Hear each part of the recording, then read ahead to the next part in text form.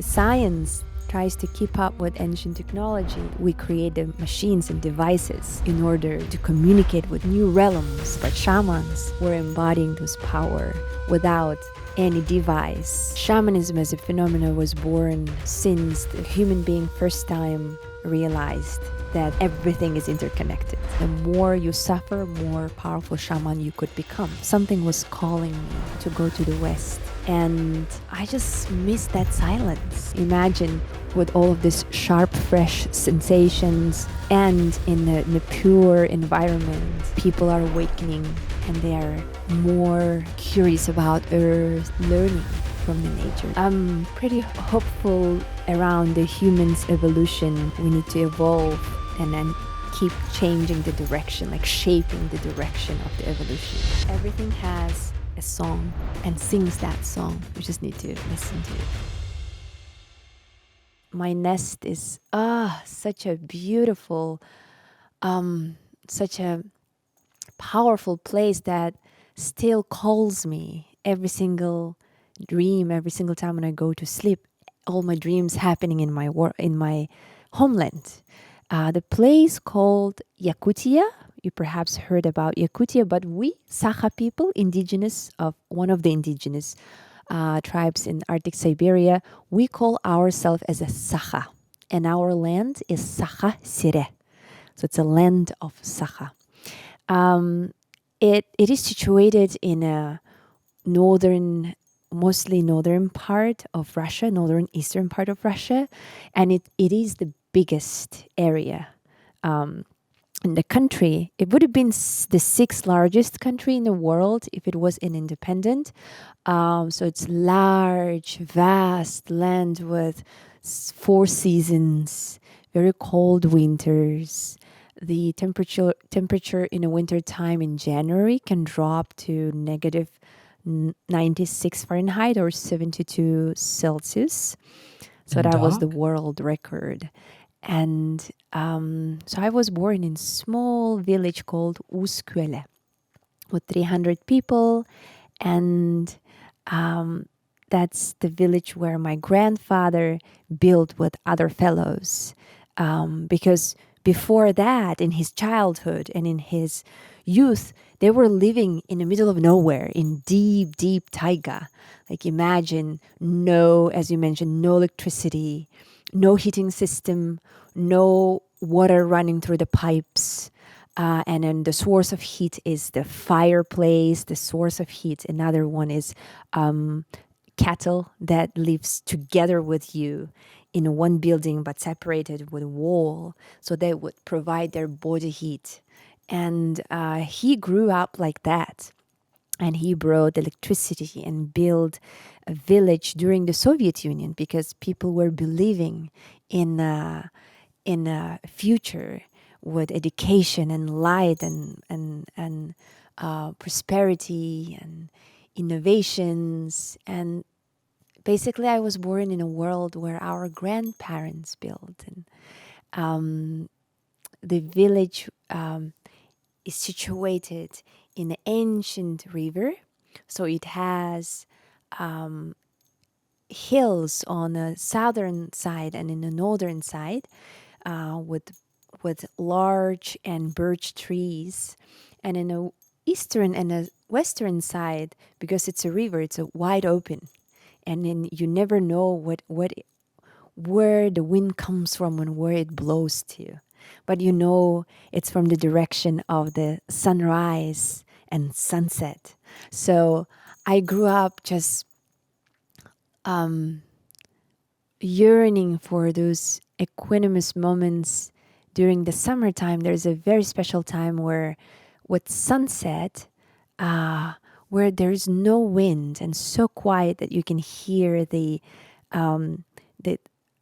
sound of fluffing of the wings of little like tiny flies swirling and spiraling and coming together at this great dance of greeting or saying goodbye to the new, to the day.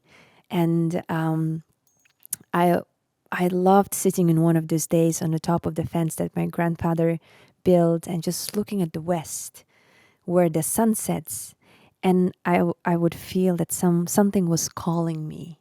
Something was calling me to go to the west.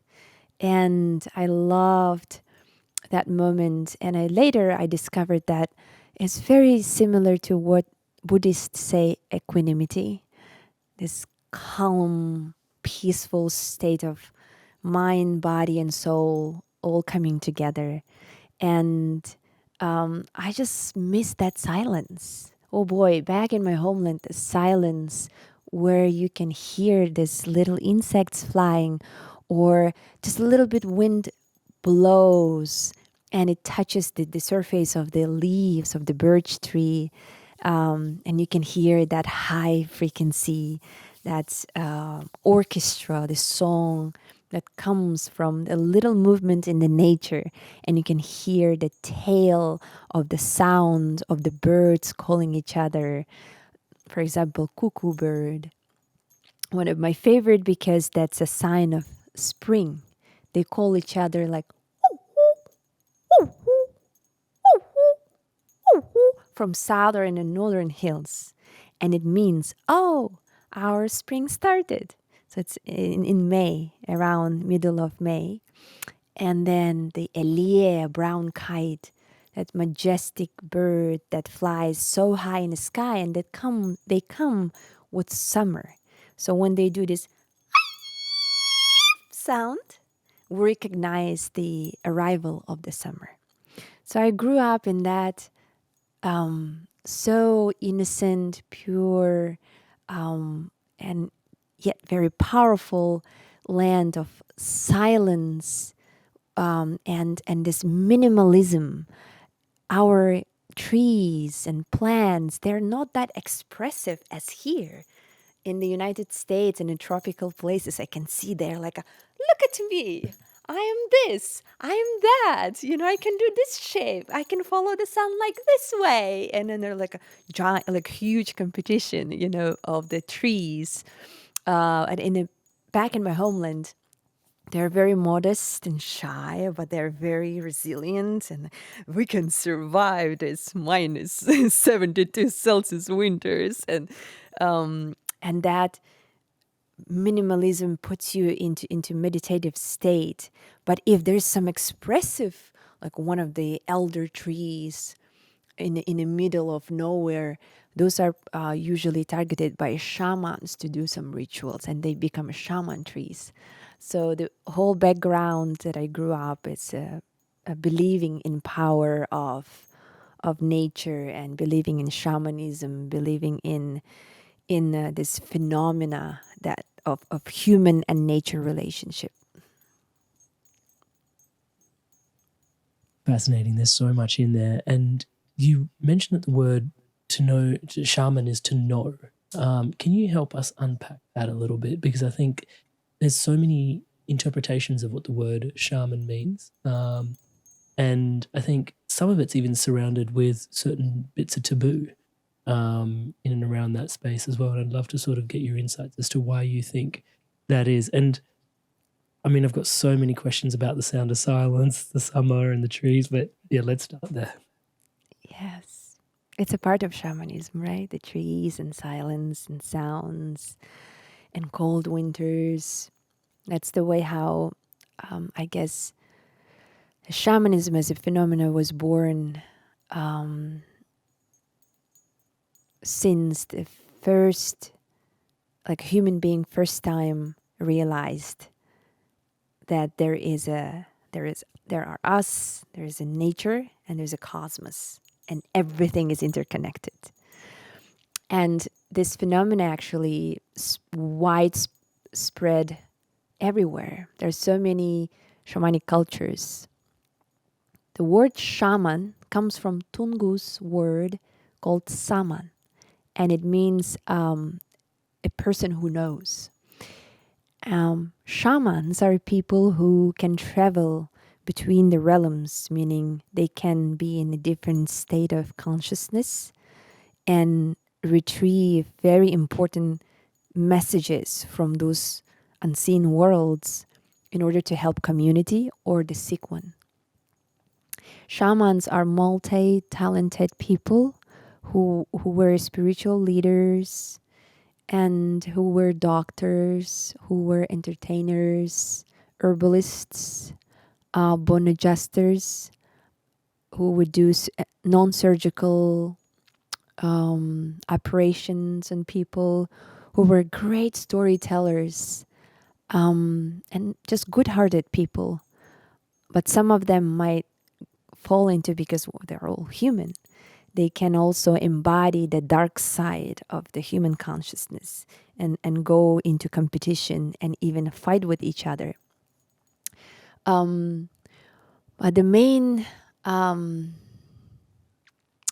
phenomena, it still um, remains as a mystery. No one can explain it, and the fact that the shamanism, it comes from the Tungus culture, because the Western society recognized it, right? So they called this phenomenon as a shamanism coming from the Tungus word. Doesn't mean that it was born, in Arctic Siberia. There are no any archives or any, old data that can show that it was particularly born there, but it was preserved in Arctic Siberia in a way that in a very raw state. And there are many cultures, shamanic cultures, that fo- in order to fall into trance, the shamans would take plant medicine or something, some substance that is provided by the mother nature to fall into trance. In my culture, in Sakha culture, we don't have plant medicine. Some of the tribes, Italmen, Koryak, and Chukchi people would use Amanita muscaria in their ceremonies. But Sakha people, Sakha shamans didn't need that, because it it is connected directly to the mental health, like the way that body reacts and consciousness reacts to the phenomena. And we see it as an energy going through the body, and the body would react, and the symptoms would be very similar to, as you say, as you recognize it in the Western side of the world, as schizophrenia or seizures or bipolar or epilepsy, and many other symptoms. It could be also non-diagnosed, not recognized pain in the body. And the future shaman would experience that, and in this reality be in agony and almost laying on the bed, being so weak and in a great pain for many, like months or even years, dependent on the power of shaman. The more you suffer, more powerful shaman you could become. And in their dreams, they go through this etani process, which is tearing apart. Their bodies are eaten by the spirits, the helper spirits of the underground, and they come and eat, and only bones are left. And the bones are taken care by the teacher of shaman, Emegeta Mersin, one-eyed, one-handed, and one-legged woman who takes care of those bones until the new body is built by the same spirits who eaten. So it shows a great experience of rebirth. And once that happens, then the shaman, the person, no longer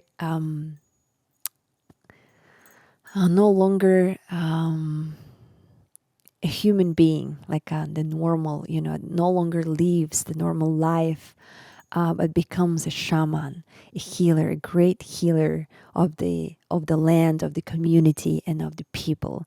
And there are so many similarities as I learn more about other shamanic cultures.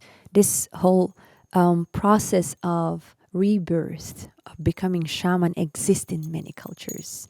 And it has different forms that quite often some cracking the body, like I heard in Australia, they open up the scalp and they put crystals, which is an incredible, comparison with even our cell phones because it has a crystals. And I quite often compare, the new technology with the ancient technology because science tries to keep up with ancient technology by hacking and the new realms and how to communicate with those realms and create it. We create the machines and devices in order to embody those power, but shamans were embodying those power without any device. They would just have their bodies as a super machine, if you will. Yeah, these bodies were created by the, we don't know who did create, but those are very powerful supercomputers, super machines that we have, that we own, that we are lucky to have as a home for our souls for this lifetime. And yeah, and then every single powerful shamans who lived, they played a huge role for each generation to survive because of their knowledge, because of their visions. Even, like the thing like locating dead people, locating someone who was lost in the forest, locating a game meat for hunters. And of course, one of the powerful contribution of the shamans is this, learning about anatomy and learning about sickness and healing tools, and also interacting with weather. When there's a dry season, they will call rain. And yeah, today time, it's a little bit different, but still this human phenomena as a shamanism stays very strong in our modern life. And like sometimes, when I see, there are gifted people around the world and here in the United States. As I travel to different communities, I can spot these people. I can see there are also new generation, young people, kids growing and coming to this earth, being as earth warriors and gifted ones. And their portals are open. And yeah, I have this a great hope for humanity to, you know, to communicate with the mystery of the world, and that helps us to survive and pass the knowledge and wisdom from generation to another. Inspired souls, I wanted to take a moment to thank all of you that are subscribed to this channel. Everything you see around here at the Inspired Evolution is powered and empowered by your subscription to this channel. Thank you so much for your incredible love and your support. To all of you that haven't yet subscribed, please do take a moment. As I'm saying the word subscribe, the subscribe button below is lighting up in the colors of the Inspired Evolution. Please hit that subscribe button, hit the bell notification icon, and help us champion love, positivity, and wisdom such as this around the planet together. Thank you so much in advance for doing so. You had your own experience, which kind of challenged your opinion of what was dark, or left an imprint on you that, yeah, potentially what is dark, whether it is or isn't actually, you were swallowed whole in some ways. Can you tell us a little bit about that experience and what you learned about, the fact that potentially even what is dark is there to serve you? Yeah, so what is the darkness, right? It's a part of life. That's why we're alive. That's why there's a light. And there are many cultures that honor darkness. In particularly in my culture, darkness, it's and coldness, it's part of our normal life. And imagine like surviving in this cold, dark winters. And in Saha concept of three worlds, lower, middle, and higher. Lower It's a realm of fear, kuttal, very primal energy, and we believe the all dark energy is concentrated in that. And in fact, underground, world, it's a mystery for us. There's no many research done, and there's so many things under the soil, the whole ecosystem that we are just learning about. And there's this magma that destroys everything that come it on a way to come out, and it gives the birth, right? It's a birth of the new earth. And then the middle world, which is I would say first go to the higher world, the higher realms, which is the high skies and the cosmos, stars, and the land of the realm of the sun and moon and all the other planets, and also remains the mystery. And for Sakha people, it always, the skies, they have levels. I guess it falls into like a stratosphere and lithosphere. There are many layers of the sky, and they see it as a kingdom of each deity, and we have 12 deities. And during summer solstice, particularly, we have this great celebration of the new year, where 200,000 people come together, and we all pray and ask blessings from the deities to help us to go through another new year, another year. And it remains very sacred, and we believe that Urungartoyon is the creator of everything. It's almost, for me, it's like everything and nothing all at once.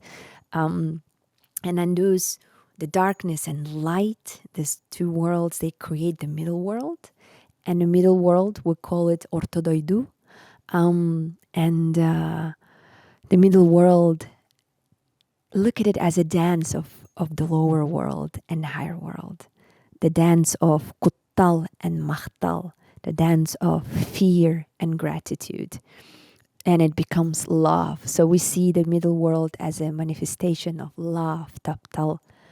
And so that's what I would say when I think about the darkness, about this hidden or uncertain, unknown realms. Therefore, we are scared from, because it's unknown. It's just a part of who we are, and part of life and a world that is recognized and perceived by human's brain, human's mind. And then what is beyond that, it remains mystery. For me, it's like a darkness too. So You mentioned the word mystery, and I think it's incumbent upon me to ask you this question what is it that, because obviously you've come out of a particular context, Arctic, Siberia, and then made your way to the United States, very much in the West. As you described, there was a calling that called you there. Now, what do you see now that you're here in the West? Because there must be two very different operating systems that are running in these environments. In particular, in the West, do you think there's some things in particular that the West could benefit from learning from what you carry from your Indigenous background? the first time I arrived to the bigger world, and it was Australia. Oh no, Australia. It was Austria. Sorry, it was Austria, Vienna, and I've noticed that, wow, there's no much land. Greenland, and it's covered by cement. Instead of hills and trees, we have more like a concrete, like a huge building, skyscrapers. And it's noisy, but you can see the human part of the human consciousness that went way, way ahead using technology that I called as, when you use the hardware, like a machine. And I've looked at it, and I saw, wow, this is like, it reminds me of hive of termites or ants. It's almost like a human beings coming together, and they figured out through the great minds and great scientific discoveries and explorations to build all of these big cities, these shelters. And is that something that my grandfather was doing during Soviet Union? Absolutely yes, but it was just a little later. It had a huge delay in innovations, or I would say taking the the all the mineral resources, like everything that nature provides, and processing it through the laboratories, right? And coming out with the materials and building this whole shelter. And my grandfather, that generation back in my homeland, they were using their hands and more woods, and almost like a more natural version of that, but it's also like less processed, right? More connected to the nature. And I think that's what I was lacking of. There's super intricate and more sophisticated way of processing materials in the Western side of the world, where we lose spirit, where we perhaps lose some nutritions and something that is more healthy for our bodies. And that's what I experienced being here almost 7 years. Water, for example, it's not that delicious and not that clean. It feels like processed so many times, and it runs through the pipelines. You can feel all the other chemicals involved in that, like chlorine. Back in my homeland, we drink water from the lake that is frozen in November.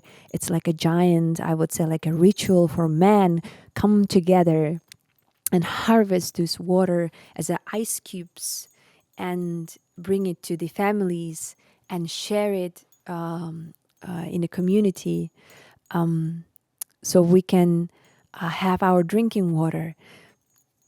During the winter time, we store them outside, but as spring comes, we put those ice cubes under the ground, and under the ground becomes our freezer or refrigerator, where we store our food, meat, berries, all of these vitamins, and drinking water. So I miss that very much, the purity of water. And then the air. Air, as it feels very polluted. I can feel, as I grow, as I become older, I can recognize that my ability of inhaling, it is becoming less sharp, and all the senses becoming less sharp as I compared when I was when I was child, back in my homeland. And imagine with all of this sharp, fresh sensations, and in the pure environment, the air was very delicious. And coming here, when I'm getting old, losing those sensations, and plus the air is polluted. So I can feel how living in the city, it's like, oh, yeah, I'm paying price for that. I feel it. I'm paying price for this great innovations that we did, but there's something that I'm lacking. This great shelters. Yes, it protects me from cold winter. It protects me from great winds. It protects me from cold temperature and rain, flooding, all of this. But then it takes away something that is healthy for us, for human.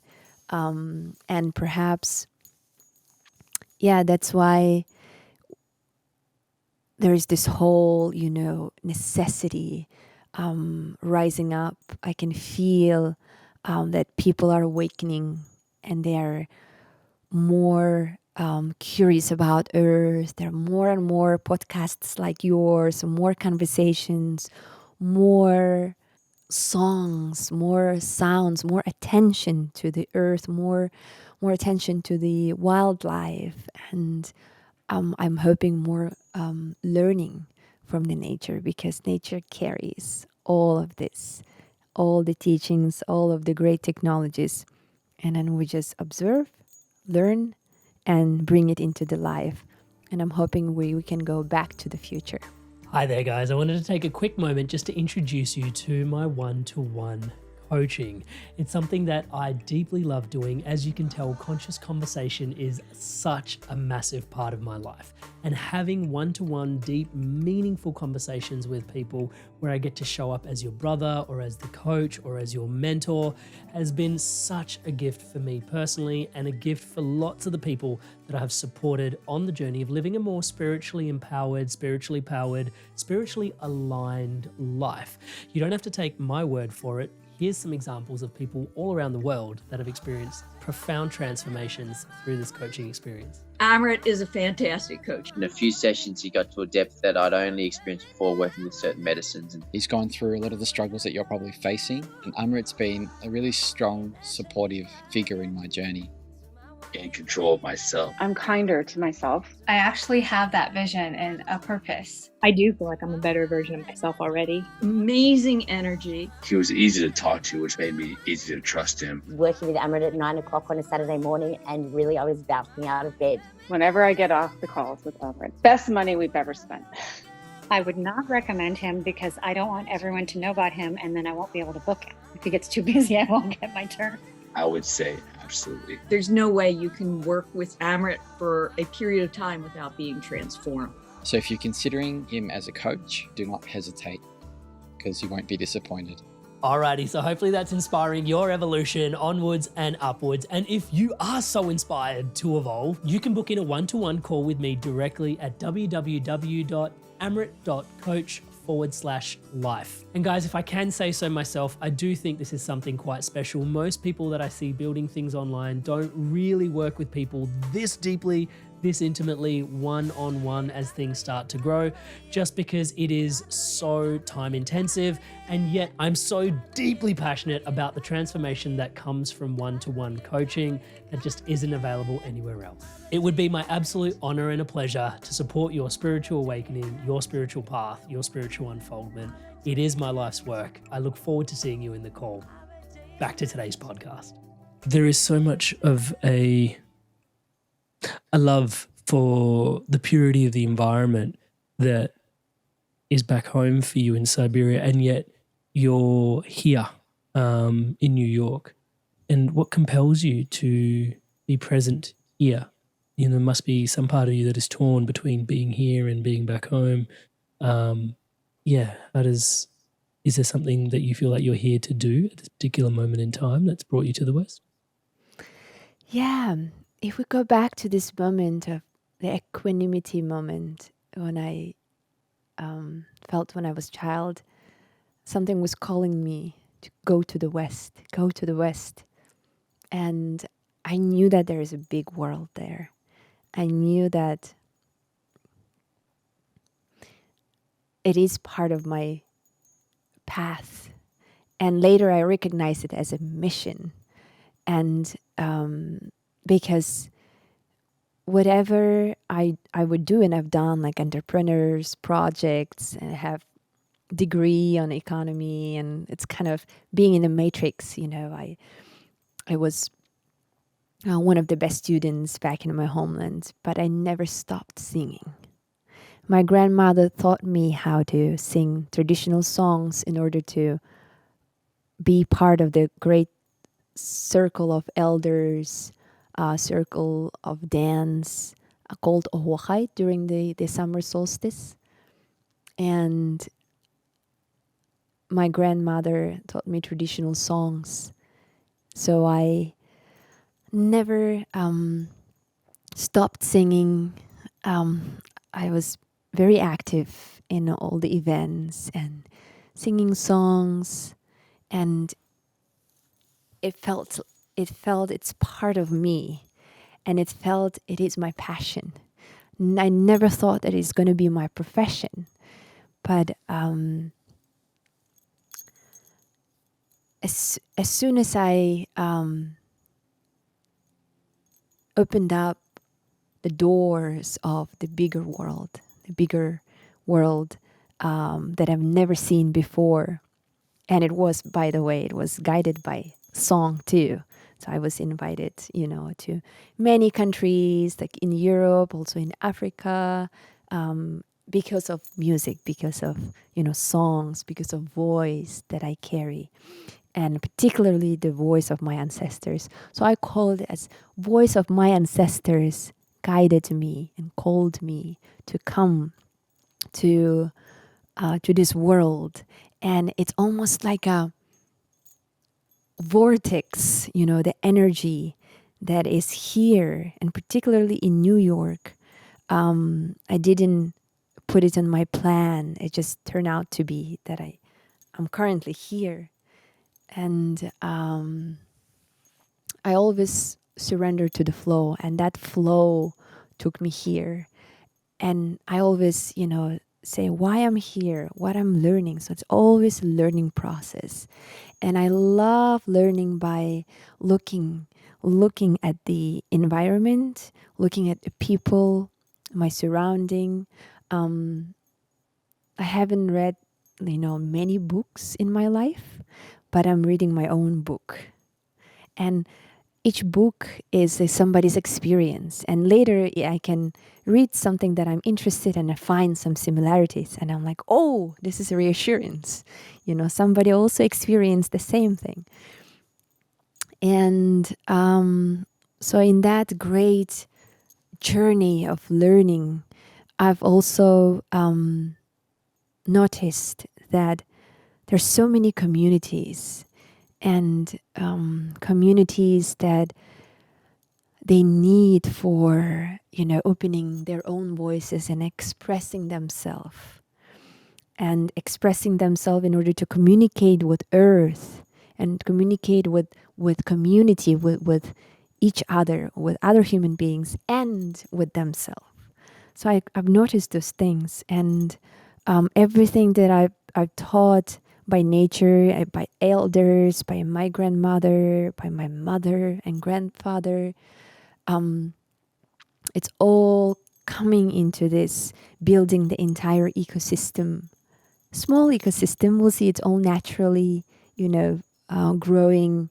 I'm so thankful that, my ancestral songs, they make people to stay in my channel in social media. And I'm about to literally start my mission. All of this time it was like a preparation, but now I'm coming up with the lessons, how to use our bodies as a tool for expression. Or this is the gift, that we don't need so many things such as machines. This is super machine that you can, in a merge of mind and body and soul, you can use it and communicate with unseen worlds, with the mystery, with Earth. And for me, the voice, first of all, breath, it's the foundation of it. And then movement. And then voice. And it all has a rhythm and melody, the tone. So I teach people. I'm coming up with some courses called Mimicking Birds and Animal Sounds, Arctic Beatbox, how to play drum and mouth harp, Northern dances, and it's recently released Your Unique Voice class that allows people to learn Indigenous singing techniques, and that might unlock certain parts of body and certain, parts of like hidden places and gems that we carry. And it might even awaken some DNA. And I believe that we're all indigenous to Mother Earth, all of our ancestors, ancient ancestors, they were indigenous to Mother Earth. No matter what skin color we have, no matter where we were born, they were all hunters and fishers. They were living off the waters, great lands. And they figured out how to survive to become who we are today. And I want to bring that reciprocity, reclaim that knowledge and wisdom that we all carry as a human beings, and reconnect to that, to our inner voice, to our ancestors' voice. So we just need some techniques, and that's what the shamans, great shamans, were doing. They knew how to have access to those to these technologies, and came up with techniques that they can go inward and then bring very important messages and knowledge and wisdom, and go outward, shining and helping to the community, helping to the society and to humanity. So I'm partially introducing that, and I think it's part of my mission. And even music, it's not the center here. What is the center? It's a teaching. And in music, I think it's almost like the key that opens up the door. It's something that brings attention, or, all of these birds and animal sounds that I've been doing, even being, as a street performer in Los Angeles. First time when I came to the United States, I was street performer, and it was a great time, a great experience. I'm so thankful for that. I learned how to work with energy. So birds and animal sounds will call people into the space where we would sing, and then rhythms and tones would connect and bring people into this unison and synchronicity, almost uniting our heartbeats and blood flow. And then the portal, something opens up in people, and then people who benefit from that, and people who feel connected to their own ancestors, they come and tip you, right? Because they felt something there, and they want to express their gratitude, and they want to help you. So that was great school for me when I came to the United States for the first time. And that's part of my mission, to bring this whole human expression and human experience to this world through Why art. are people so alienated from their authentic self-expression, in your opinion? I think it's a part of the society that we build, because there's so many waves in history that happened, and so many generations that were trying to survive and thinking this is the right thing to do. And there were so many, I think, saying do not do, or, almost squeezing ourselves into the boxes in order to build our cities. And if you look at it, there's like a bricks. So we became more like bricks, and that's how the system survives and works, because we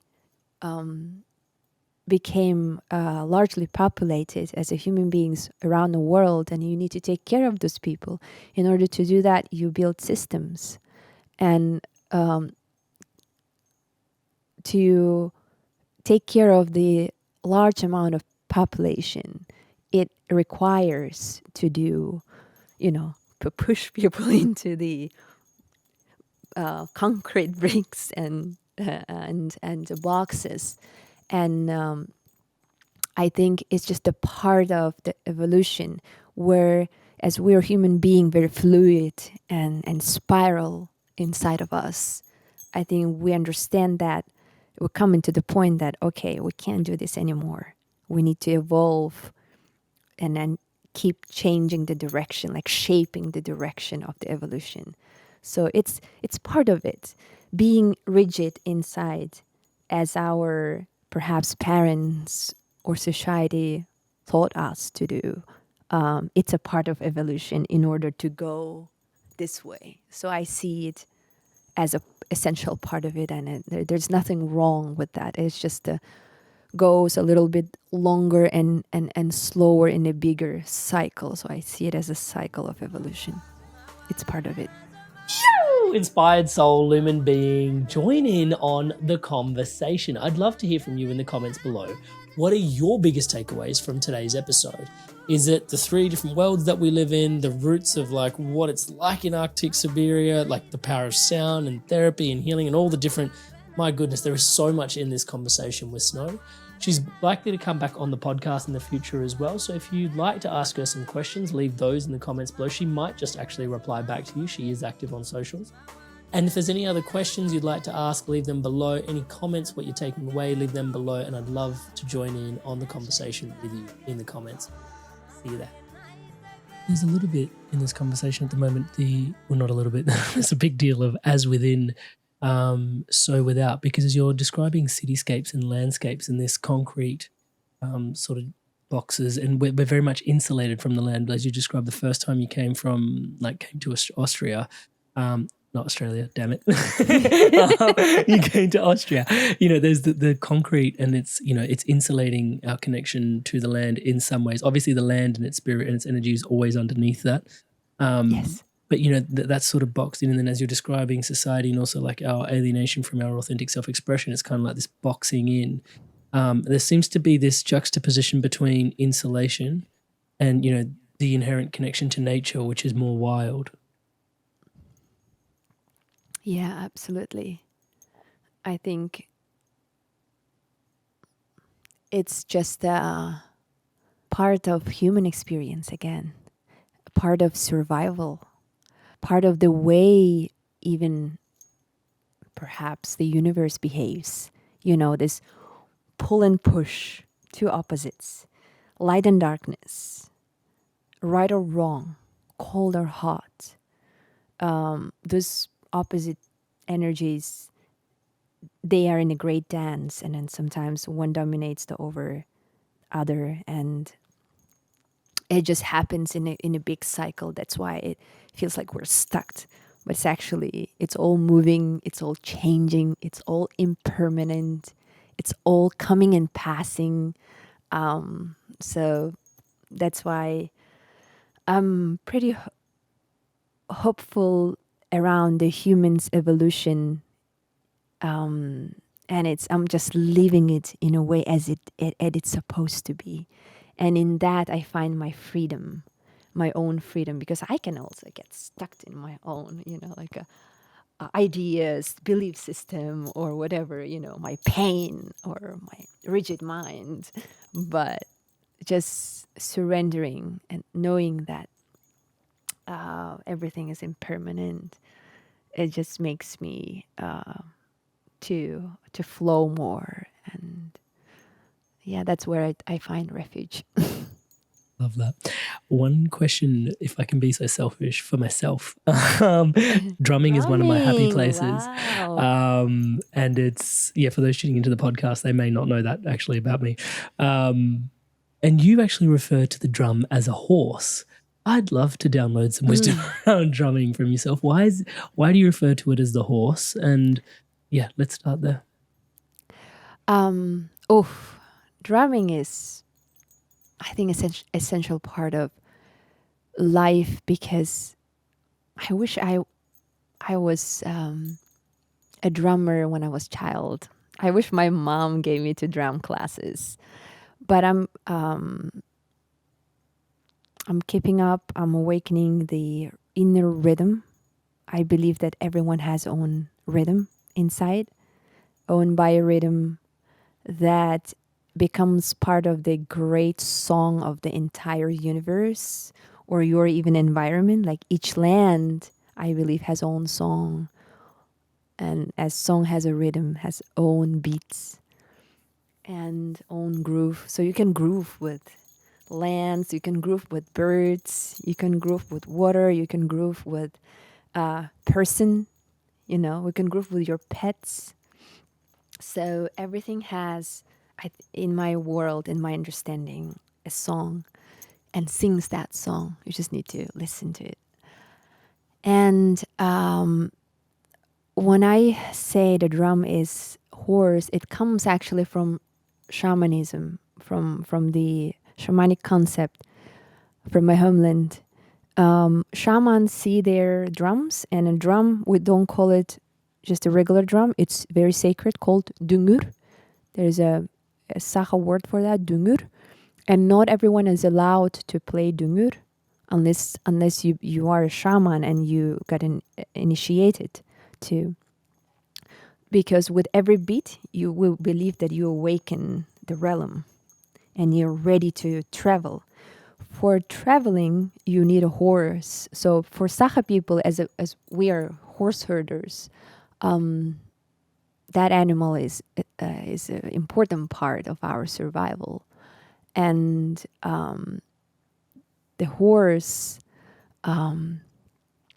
in a drumming, a drum instrument as a horse, it becomes not only just a leather that put on a wooden frame, but it becomes part of your friend, like part of you as your friend, an animal who helped Saha people to survive, right? So that's why Saha shamans particularly, they see the drum as a horse that they ride and they can travel to unseen realms, to other realms. And it's truly like that because drum makes sound. And when you are out there in a journey of the realms and between the realms, the sound, especially the bass sound that drums do, it can travel. It doesn't have any limitations or any borders. It can go everywhere. So you can hear it. And drumming can bring you back to your home, to your body. When the soul is far away, exploring the other realms, it always comes back to the source. And then when you drum, the drum is close from your own heartbeat and your body. So you always come back. And at the same time, drum can take you away with the intention. If you want to go to specific realm, and if you're a well-trained shaman, and usually they rescue a stolen soul, which is the sickness. We consider it as a sickness. And somebody gets sick, their soul is stolen by hostile spirits and it's hidden somewhere. And sometimes it can be hidden in such a crazy place. It's like inside of the nostril of the bull, which is the bull was in a cave, and that cave is under the ground. So it's very psychedelic, very interesting dream of the shaman, how they would go and rescue this stolen soul. And they always have a drum as a horse while they're rescuing that soul on a way to the lower world, to the cave. And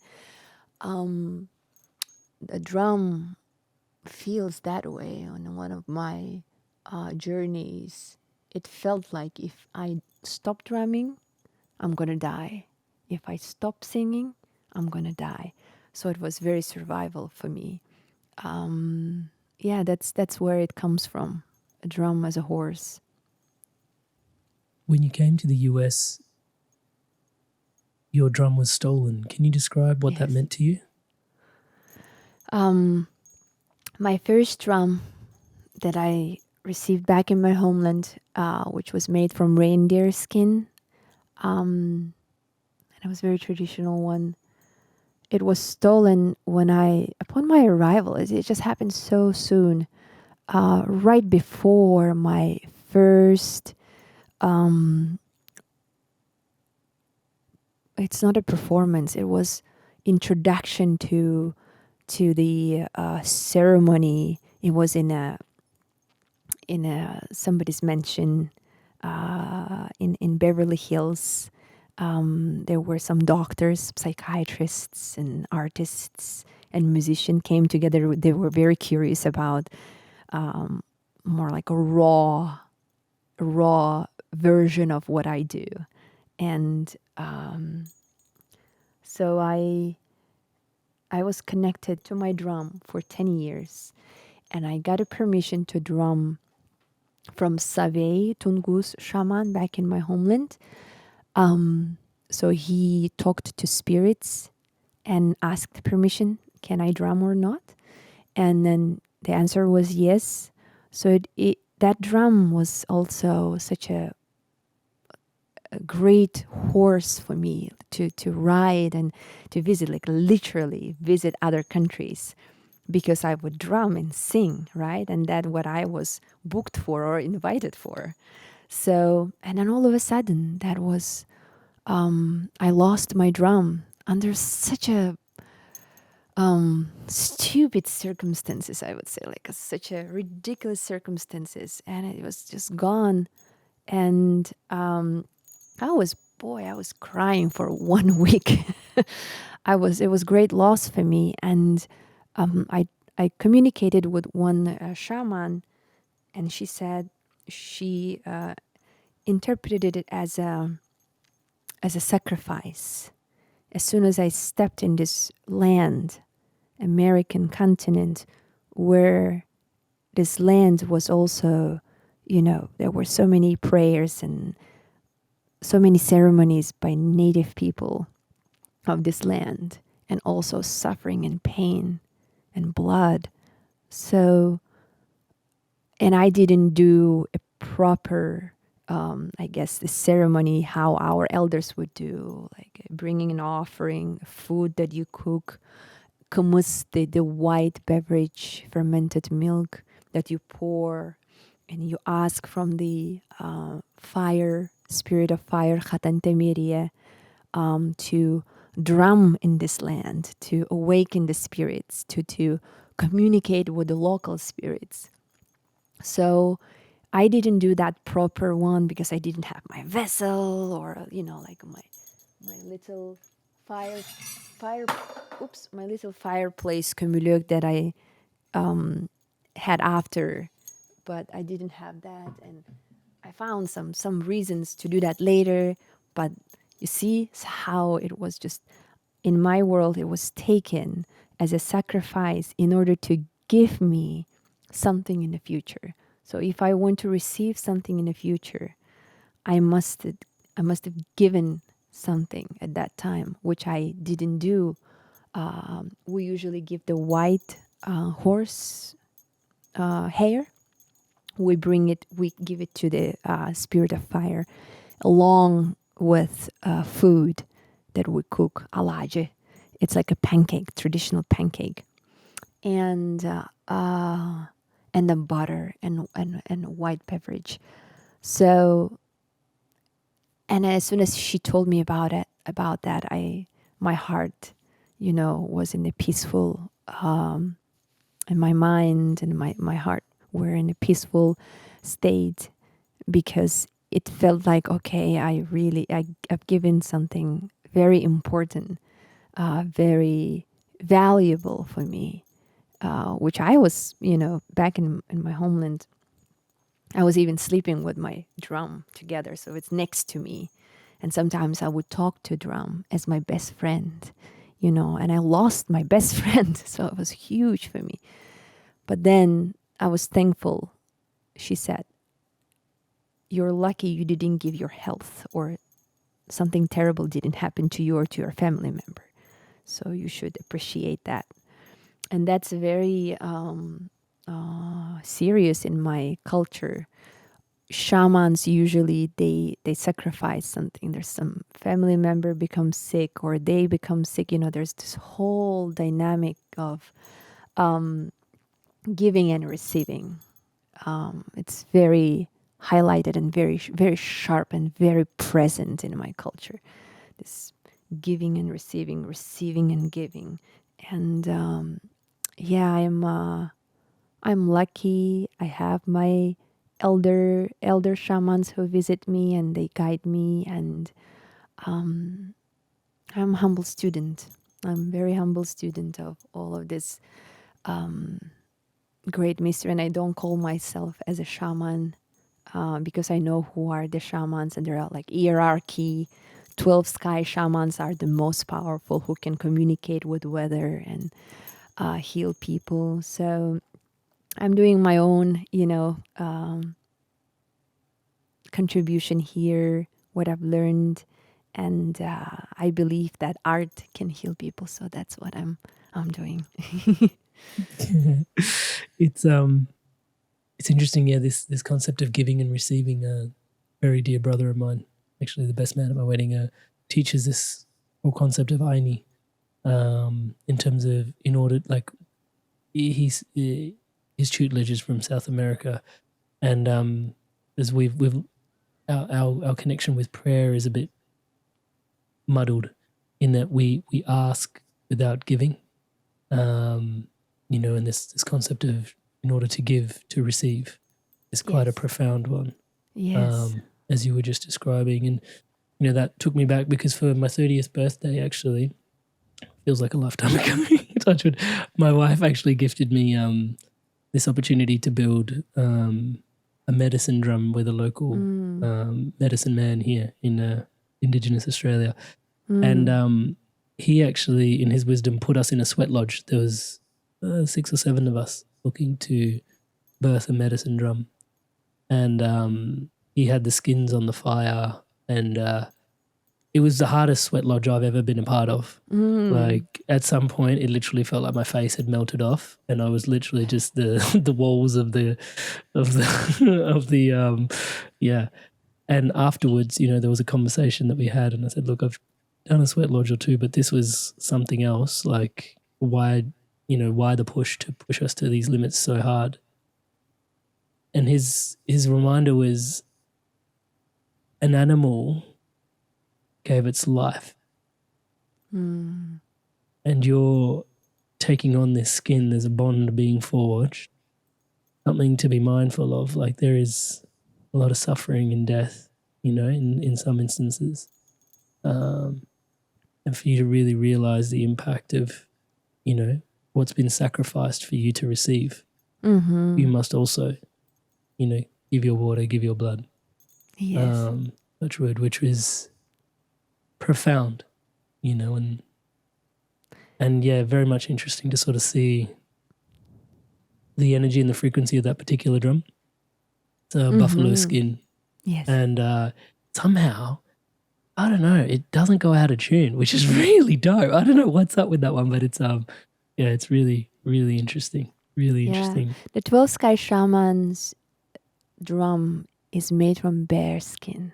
That's how you recognize. That would be this amazing. majestic bear.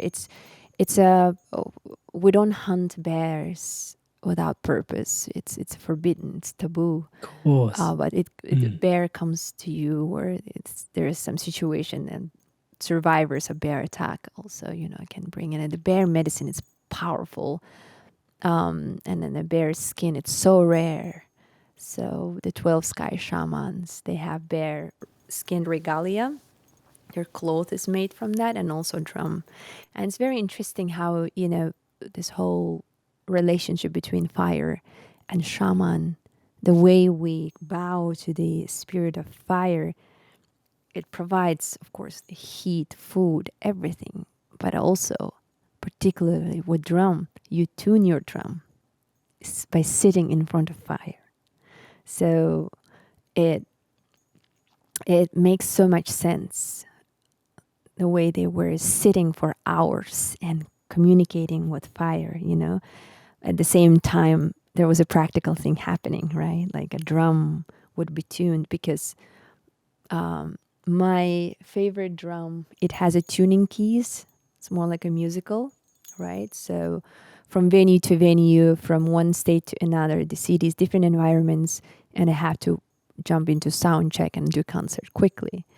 But in a traditional way, it would take a long time and would be part of the ceremony. So the sitting in front of fire and chanting and then touching your drum and then the temperature. Somehow how far away you should put it in order to get the specific tone, how close you can bring it. It's all it has the aspect of science in there too. And then speaking about sweat lodge, I had a privilege to do it with, an honor to do it with Lakota women. And it was so hot, but drumming made is survival for me. Just by chanting and drumming, somehow I forgot about the intensity of the heat and this uncomfortable position where I was. And drumming was such a powerful, like an engine for me to survive, to go through that, hours being in heat. And I don't like being in heat. So my body used to be in a cold, but I also don't like being in a cold too. So it's like I do have a lot of reaction to temperature. But yes, singing, dancing, it's just, oh boy, it just takes you to the certain meditative state that helps you to go over the discomfort of being human. Talking about the discomfort of being human in sweat lodges, initiations, rites of passages, because I think there's this general awareness growing in the West that we are disconnected from rites of passages. In Arctic Siberia, can you describe some of the rites of passages that are more formative for individuals, whether male or female, that you've been exposed to, that, and why? Can you just describe some initiations that potentially exist in the community? Yeah, I think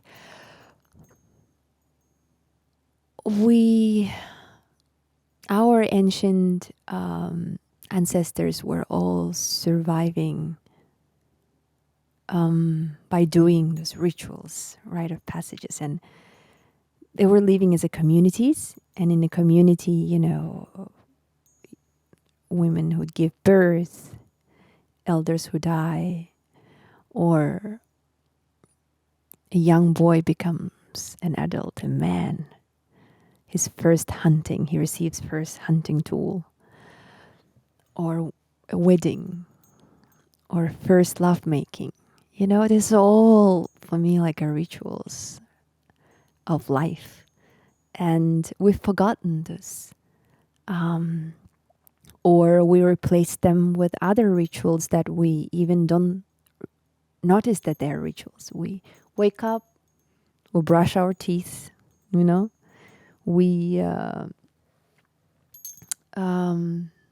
cook our food. It's all part of that. It has micro rituals in it. It's just like a sequence of actions. But I think what I've lost being here, it's treating it as a sacred, treating it as there's still molecules and energies, there's still spirit in there, like you are communicating with ingredients, with fruits and plants and vegetables and meat while you're cooking. So you are bringing a little bit of your energy there. So it's all was essential part of ancient time, and then it is essential part of some existing indigenous tribes, particularly in my homeland. The rites of passages of becoming a hunter. For that, there are so many like ceremonies, the death, and I'm not that familiar with birth one, because there was also a wave that came from baptizing in 17th century and Soviet Union, that where we also lost some of the rite of passages, and they were forbidden or taboo or not. They were literally like the shamans were put into jail if they did something, if they did some rituals, but they were secretly doing it. For example, the infertility was huge, and the ceremony of fertility, otardita, that ritual was very, very powerful and practiced by shamans. And the wedding, the ceremony of wedding, it's the bride ceremony. It's something that is so powerful, even in nowadays in our modern society. Um, a woman, a bride, is dressed up by the elder women, and she's naked with her long hair covering her breast, and she's in that very vulnerable moment in her life, being leaving her nest, kömüsnyäke uyatıtta naraksar, and then she will be soon part of the other clan or other family, and then she would be giving a lot of children, because in ancient, not ancient, like my grandfather, 2 generations behind me, women had to give more than 10 children, that half of them would survive. So it was a huge role for women. As soon as they marry, they would start give children, and women, the future brides were hidden in khappakshi, special small room that was decorated by protector patterns, and they were all carved into birch tree bark, and they would close that room of bride until the groom comes. But they would protect that young girl, from everyone, especially from Russians who discovered us in 17th century, because they brought also some venereal diseases and other diseases. And then for Sakha people, women was very important because of the fertility and bringing kids, and so they would protect her, and in that time of the wedding, she would be dressed up by elders and putting layers and layers of her dress, like underwear, the underwear made from skin. It has, it's very thick, and it's warm. It sometimes has a little bit of fur. And if the girl was an innocent, right, they would hang little ringing bells, like bells, and every single time she walks, you can hear that bell sound, and that would represent that she's innocent. And the next layer is the dress itself, haladai, and then the jackets. It's all decorated with the very fine beads, and all have patterns that have also meaning of protection, and it also applies to the certain part of the body. Then all the silver jewelry. So it's a headpiece, chest piece, and a back. So it's very heavy. So they would balance each other. And we believe that this place, and here it's all, very vulnerable. So there are special symbols on a piece of metal, special symbols that protect those places. Even this is all traditional, made from brass. And brass and silver is the most valuable metals for Sakha people. Even we're very rich by other mineral resources, like gold and diamond. So Is that because of their metaphysical properties? it's because of I say the silver is considered to be a cleansing. It cleanses and purifies.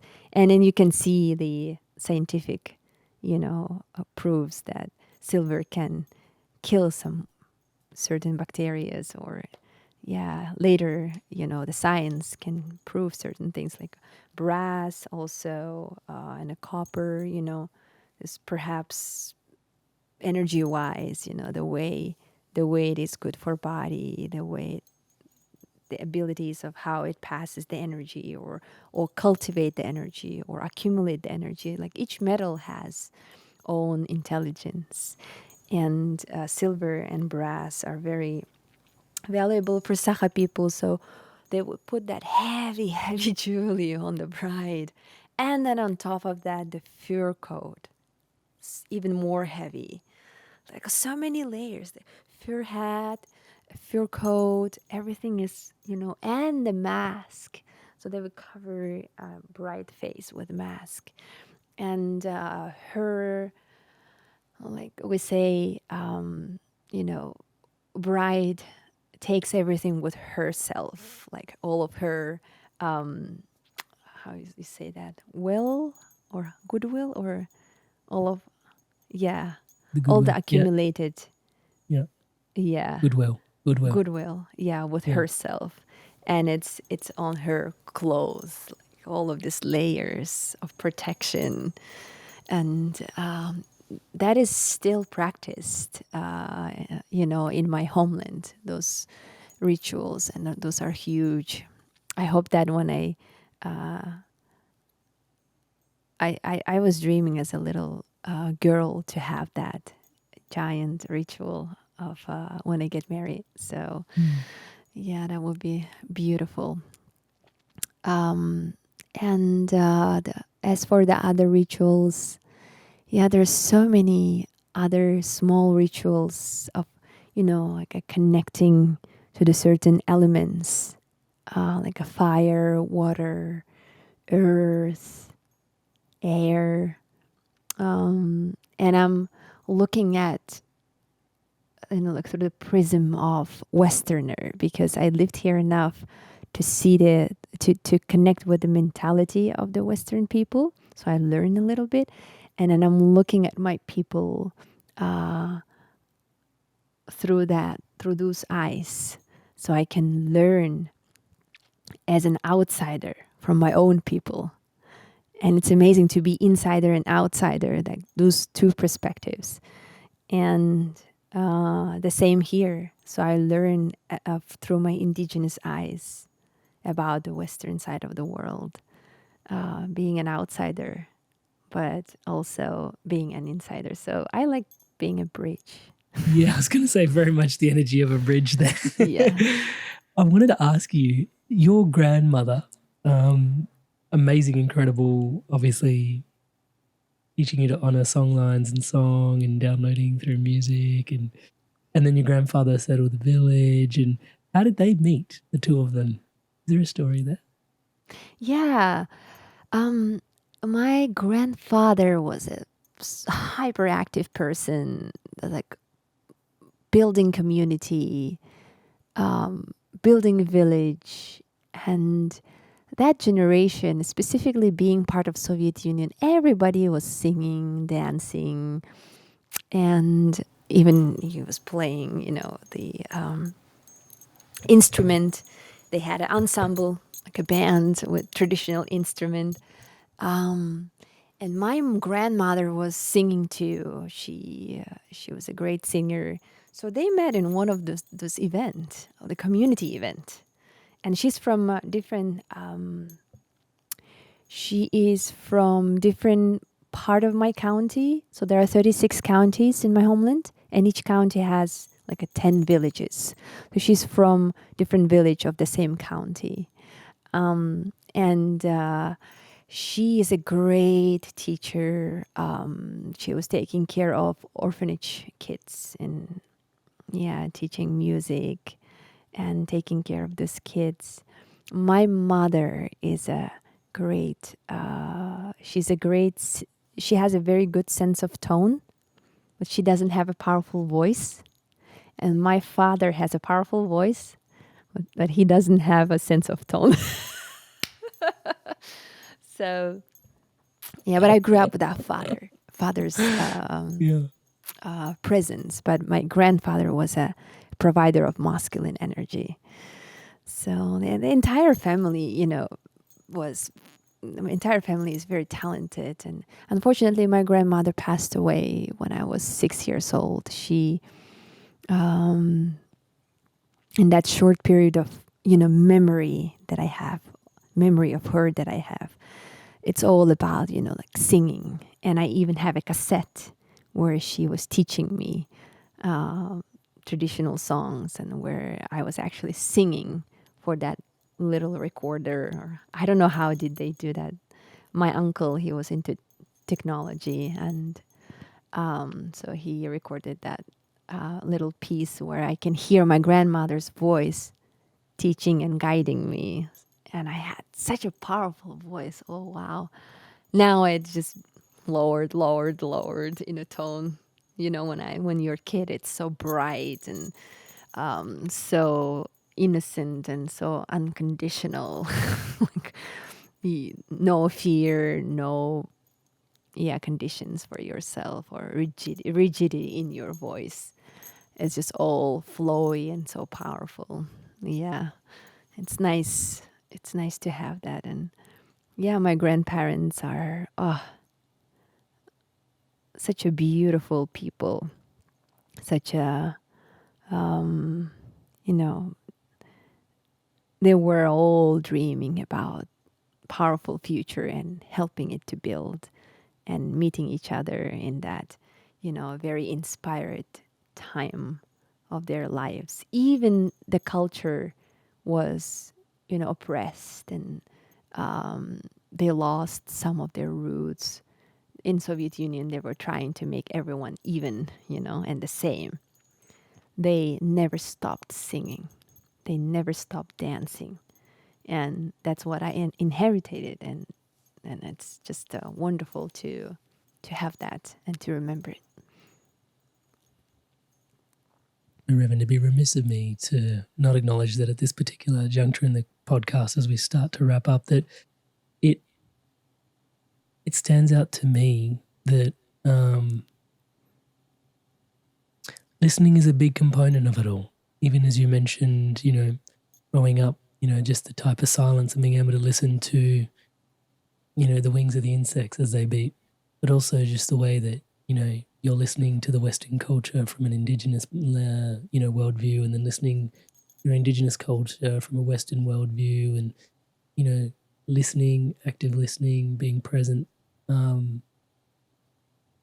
It just seems like there's a lot in listening that we could learn from the wisdom of listening. I'd just like to just shine a ray on listening for a moment in this conversation and get your insights on it, how you perceive listening. And imagination. I wish, for everybody to be your, like, a director of your own movie. Be an actor for your own movie. So I see this imagination. Sometimes it occurs in a back side of my eyeballs or something. So I close my eyes, and with listening, I start imagining, right? And it becomes the whole, almost like a movie, my own story. And then, so it is for me, like going inward, and then you carry that imagination and you brings that out into the world with expression, and it becomes part of the art, like art form of human expression. And that's how we find each other. We right now talk to each other. We are visiting our experiences, our imaginations. Like we are guests into our worlds. We're visiting each other and welcoming each other, and then perhaps a third person will come, the fourth, the people who will listen to this podcast, and that's how the community grows, because we find some similarities, some experiences that is familiar, and some experiences are not familiar that we are eager to learn, and then those 2 points where it's familiar and unfamiliar, both coming into curiosity, that all comes first from listening and then imagination. This whole entire world that we build, it also comes from someone's imagination. This microphone that was engineered and designed comes from someone's imagination. So I'm really excited about what is ahead.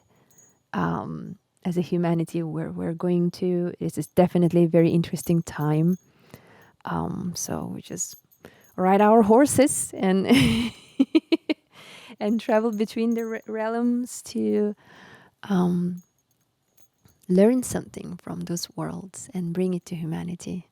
Yeah. So let's be creators of our own movies and tell stories, our own stories to the world to inspire evolution. Snow Raven.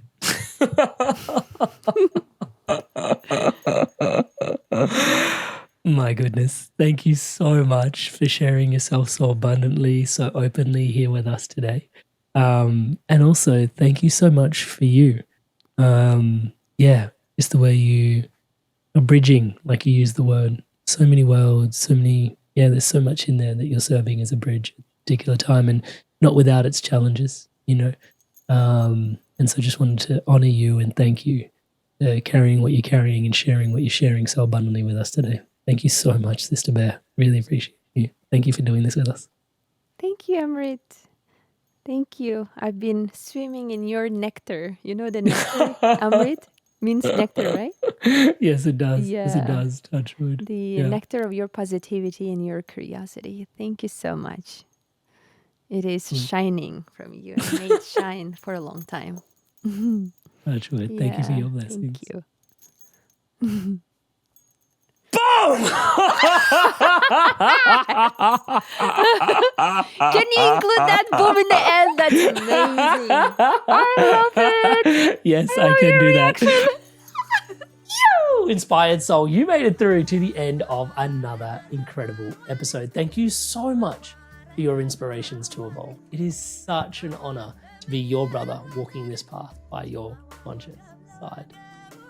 I want to take a moment to thank all of you that are subscribed to the channel. I seriously, my whole heart is just filled with gratitude, feeling into the amount of support, love, everything that is here is powered and empowered by your subscription to the channel. Thank you so much for your subscriptions. All of you that haven't yet subscribed, please do take a moment. All it takes is to hit the subscribe button below. As I'm saying the word subscribe, the button below is lighting up in the colors of the Inspired Evolution. Please hit that button, hit the bell notification icon. Help us champion love, positivity, and wisdom and insights such as this around the planet together. Thank you so much in advance for doing so. Now on screen for you to keep your inspirations flowing and evolving onwards, upwards, and inwards. Episodes for you to dive in even deeper on the Inspired Evolution. So go on, take your pick and make your click, and I will see you in the next one. Go on, choose one. I'll see you there.